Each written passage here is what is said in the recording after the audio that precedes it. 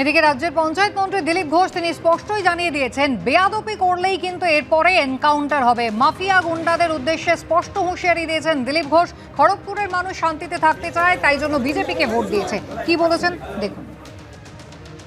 আপনারা দেখেছেন video, police পাড়ায় ঢুকে তাড়া করে করে ধরছে পাতাখোরদেরকে, কাউকে ছাড়া হবে না। আর যদি দরকার হয় এনকাউন্টার হবে, গাড়ি করে যেমন হয়েছে পালাপিকে। সেটা আমি পরিষ্কার বলে দিচ্ছি, খড়গপুরের মানুষ শান্তিতে থাকতে চান, তাই বিজেপিকে জিতিয়েছেন। বিজেপি সরকার হয়েছে, আমরা প্রথম মানুষকে শান্তি দিতে চাই। তারা নিজের মতো করে করে কর্মা খাবেন, কেউ যেন তাদেরকে কোনো ভয় না দেখায়, অত্যাচার না করে। এই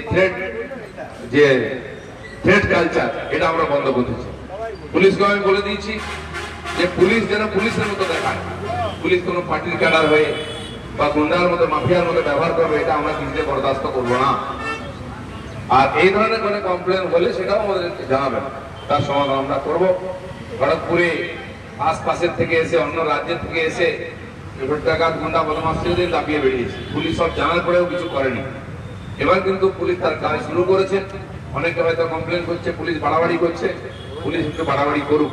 গুন্ডা মাফিয়াদের বাড়াবাড়ির চাইতে পুলিশের বাড়াবাড়ি একটু ভালো, তাহলে বাকি শান্ত থাকে। পুলিশকে পুলিশ হিসাবে কেউ দেখে নেই, ভাই পার্টির ক্যাডার ছিল ওরা, নাহলে গুন্ডাদের ভাই ছিল। এর থেকে উদ্ধার করতে হবে।